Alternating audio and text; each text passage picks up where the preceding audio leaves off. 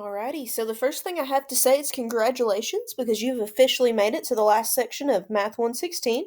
And that last section happens to be 6.2, and it looks at systems of equations in three variables.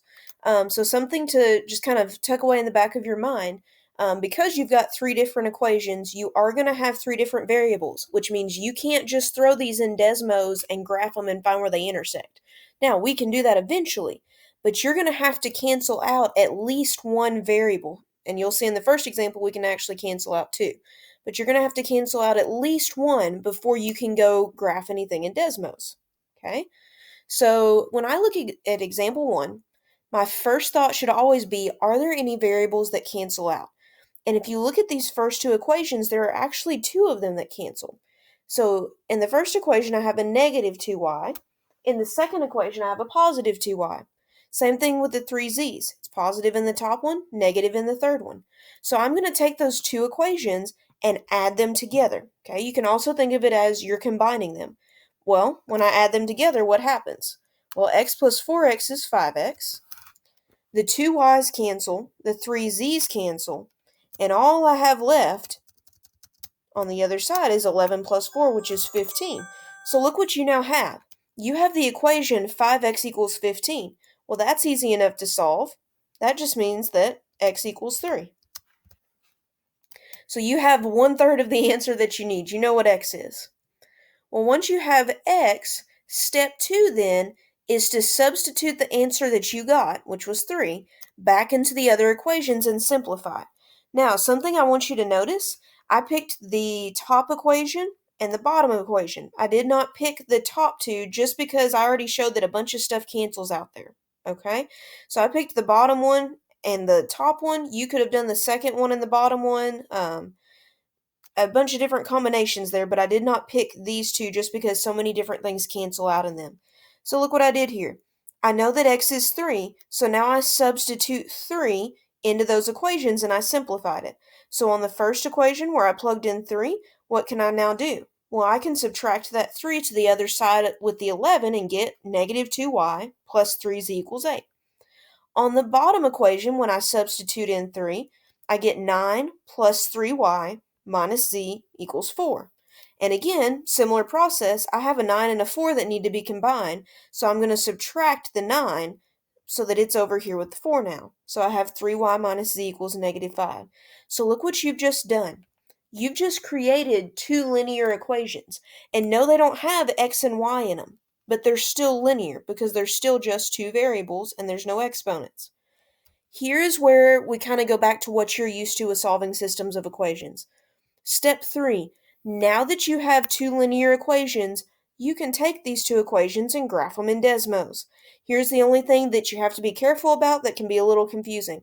No matter what letters are in your equation, use x and y in Desmos. So see right here where I have negative 2y plus 3z equals 8? What I'm going to type in Desmos is negative 2x plus 3y equals 8. Desmos doesn't understand what z is, so I use x and y. Same thing for the other one. 3x minus y equals negative 5. And all I have to do now is find where these intersect. They intersect at negative 1, 2. Well, that's the last two parts of my solution. So look what I just found. X was 3, so I substituted that into the equations. Well, when I found where those equations intersected, it told me that my other two variables were negative 1 and 2. So there's a couple different ways that you can write your final answer. One of them is to do this. You can say x is 3, y is negative 1, and z is 2. That's one way you can do it. Or you can just write it like this, 3, negative 1, and 2. And again, the only thing I have to be careful about, I realize that in Desmos I have to type x and y, but those numbers represent y and z because that's what's written in my equations here. Okay? All right, let's take a look at example 2. And again, the first thing I check for is, does anything cancel out? And I don't see anything. So then what do? Well, if things don't cancel out right off the bat, pick a letter and make it cancel out. So the first thing I notice is I have an x and an x here. If one of those x's were to be negative, then they would cancel each other out. So look what I did here. I just took that bottom equation and I made the whole thing negative. Essentially what I did is I multiplied it by -1. Well, now when I add straight down, those x's are going to cancel. So it does exactly what I want it to. So the x's are gone. If I keep adding straight down, 1y plus -6y is -5y, and z plus -3z is -2z, and then at the end here, 7 plus -25 is -18. Okay, so I got rid of the x. Now, I need to get rid of the x again so I can create two linear equations so that I can graph them in Desmos. So how could I do that? Well, the other thing I notice is look at this top equation and look at the middle equation. If the top x had a -3 with it, then the x's again would cancel. So that's exactly what I do. I make it have a -3. So I took the top equation and I multiplied the whole thing, both sides, by -3, and now I can add straight down. So the x's cancel. Your y's here, -3y plus -2y is -5y. Look at the z's. -3z plus 1z is -2z. And then go to the end. -21 plus 3 is -18. Okay, so again, I just want to recap what we did.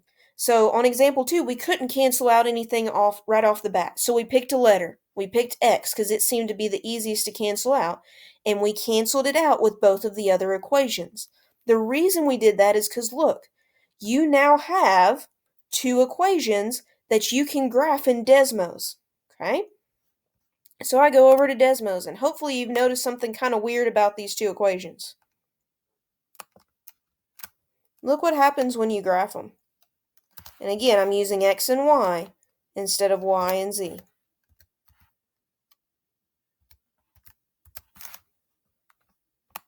Notice something here. They're exactly the same line. And you're kind of going to be able to see that in Desmos because they overlap each other. Oh, and I forgot to put a y instead of a z on that one. Be careful with that. So notice how they graph right on top of each other. You can't see the purple line because it's the same as the green. What that means, if that ever happens to you, you have infinite solutions. Okay? So here's the thing. I don't have to go ahead and proceed with steps 2 and 3. I stop right here because y and z could literally be anything. Those are the same lines, and I just say that I have infinite solutions. Now, okay, let's say this. Let's say that those lines had intersected once. What would you do? Okay, let me type this in the right spot here.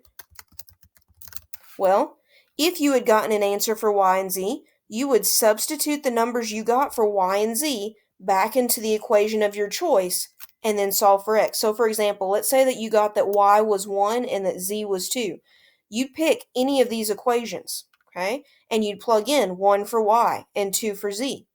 And then you'd say, well, that would give me x plus 1 plus 2 equals 7, and you would solve for x, okay? But again, you don't have to do this step because you got infinite solutions.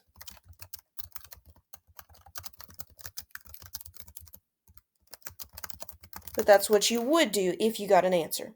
Okay, so right there, that should be all that you need. One other thing that I want to mention, let's say that you had gotten two parallel lines here that never intersected, you would just say there was no solution. Okay, so just keep that in mind. Alrighty guys, get started on section 6.2's homework.